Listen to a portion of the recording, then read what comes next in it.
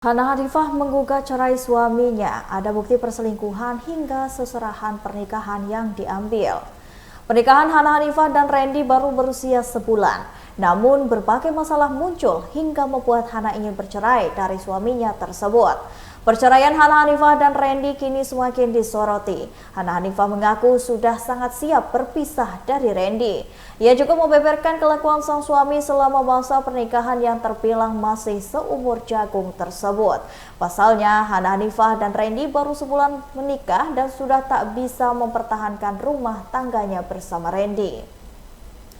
Dikutip dari YouTube KH Infotainment pada Jumat 13 Oktober 2023, Hana Hanifah membongkar kelakuan dari suaminya. Hana Hanifah mengaku Randy sempat membatasi dirinya untuk bertemu dengan orang tuanya.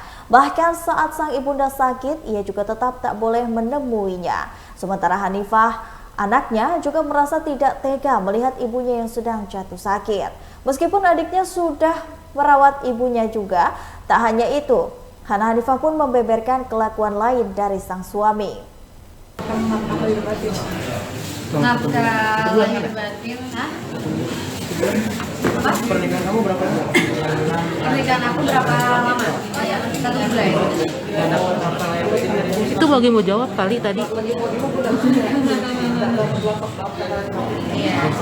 Kalau alasan perceraiannya bisa dijelasin sama dia, yang untuk di pengadilannya.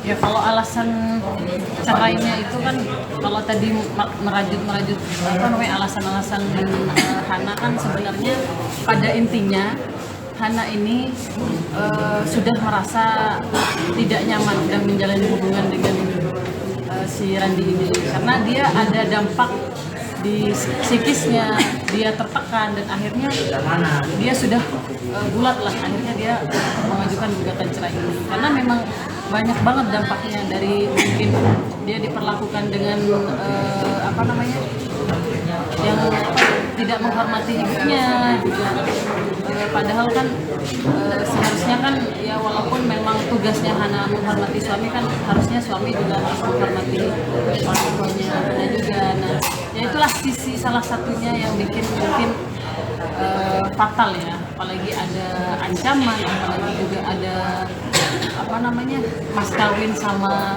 seserahan itu dikembalikan, itu kan sudah apa ya lebih batas ya, lebih batas gitu. Bentuk nggak hormatnya kayak gimana sih ke orang tua? Apa? Bentuk tidak hormat ke orang tua tuh kayak gimana? Ya, dia membatasi aku sama orang tua.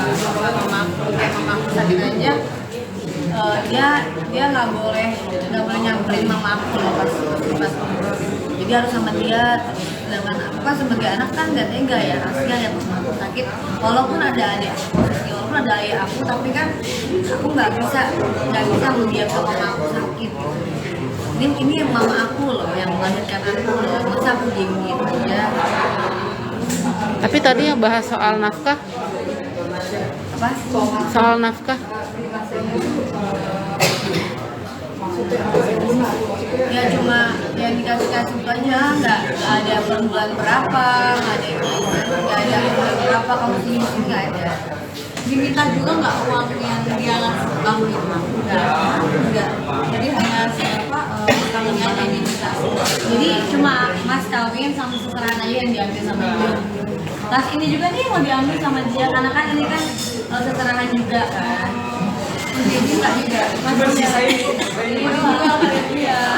Boleh jual kali ya. Mau kawin lagi kali Kak? Iya, modal kawin lagi. Intinya yang udah dia lakuin itu menurut aku udah nggak wajar lah gitu kan. Kesatu dia menjelekkan aku di sosial media, yang mana ada seorang suami yang menjatuhkan istrinya. Kita masih suami istri loh, tapi aku dijelekin sama dia.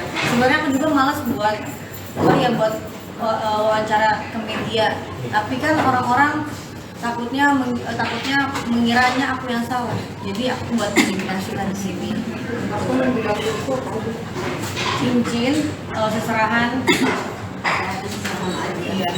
bahan uang mahal nggak ada, cuma ini doang nih satu nih yang tersisa.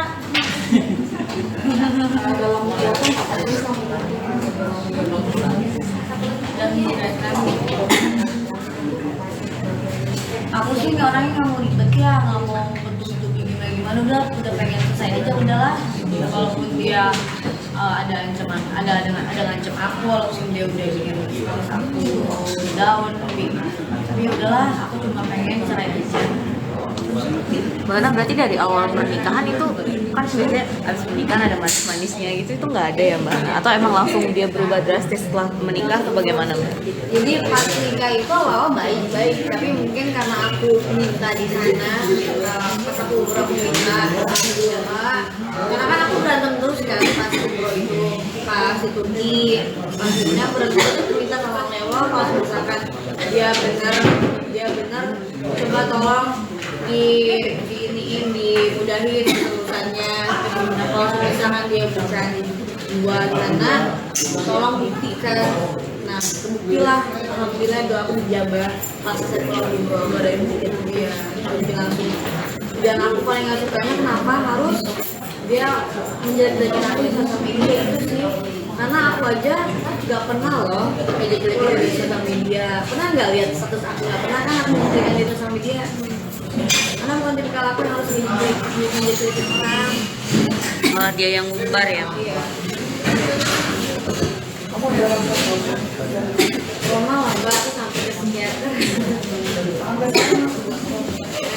Tapi kan aku tuh orangnya pun tidak pernah menunjukkan kesedihan aku di depan orang.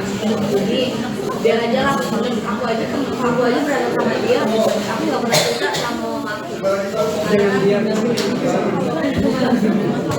Nggak pernah cerita ke mama, karena kan asal rumah tangga kalau dia sudah mah pamalia. Mama gimana pertama kali diceritain sama Mbak Hana itu gimana sih Mama marahnya seorang ibu gitu anak ini?